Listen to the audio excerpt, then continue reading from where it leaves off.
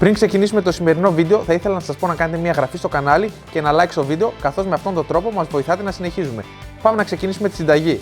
Σήμερα θα φτιάξουμε μια παραδοσιακή ιταλική συνταγή με λίγες νότες από Ελλάδα. Θα φτιάξουμε κάτσιο e pepe. Για αυτή τη συνταγή οι Ιταλοί χρησιμοποιούν σπαγκέτι. Εμείς, επειδή θέλουμε να δώσουμε μια νότα από Ελλάδα, θα χρησιμοποιήσουμε φλωμάρια λίμνου από την οικογένεια Ποριάζη. Τα φλωμάρια είναι παραδοσιακό ζυμαρικό που προέρχεται από το νησί της Λίμνου. Φτιάχνεται από αλεύρι, αυγά, γάλα και αλάτι. Θα πάρουμε μια κατσαρόλα, νεράκι,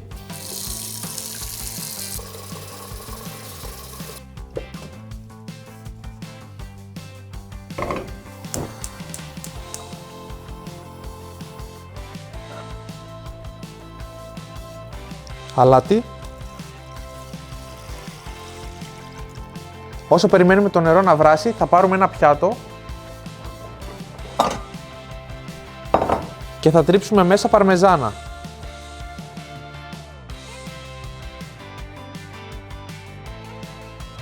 Δεν χρειαζόμαστε γραμμάρια για τη συγκεκριμένη συνταγή. Αυτή η ποσότητα είναι αρκετή για 2 άτομα, πιστεύω. Στην παραδοσιακή συνταγή κάτσιο e pepe χρησιμοποιούν πεκορίνο. Πρόκειται για ένα πρόβιο τυρί, αλλά εμένα δεν μου αρέσει τόσο πολύ η γεύση του, οπότε χρησιμοποιώ παρμεζάνα. Εσείς φυσικά μπορείτε να χρησιμοποιήσετε και γραβιέρα. Και πάμε για το τρίτο και τελευταίο συστατικό. Μαύρο πιπέρι φρέσκο. Βάζουμε αρκετό, γιατί αυτό είναι που θα μας δώσει τη γεύση.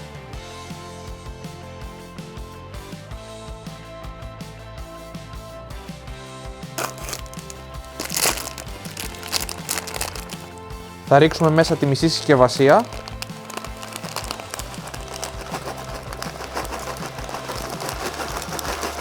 Και περιμένουμε 6 λεπτά μέχρι να βράσουν.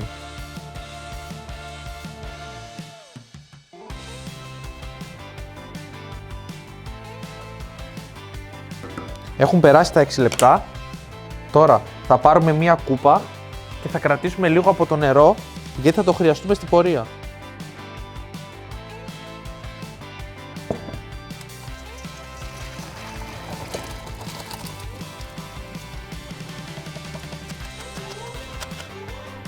Ρίχνουμε τώρα τα φλωμάρια μέσα στη παρμεζάνα και με 2 πυρούνια ανακατεύουμε να πάει παντού. Τώρα ήρθε η ώρα να χρησιμοποιήσουμε το νερό που μας περίσσεψε. Θα προσθέσουμε λίγο νεράκι για να δέσει η παρμεζάνα και να αποκτήσει μια κρεμώδη υφή. Λίγο ακόμα νεράκι και έχουμε φτιάξει κάτι καταπληκτικό με 3 μόνο υλικά.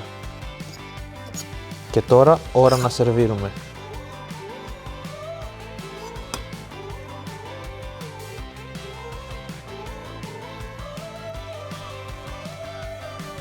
Και θα τελειώσουμε με λίγη έξτρα παρμεζάνα.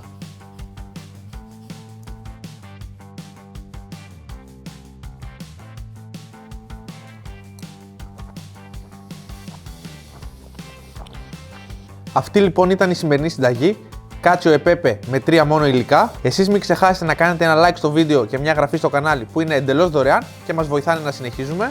Τα λέμε στο επόμενο επεισόδιο.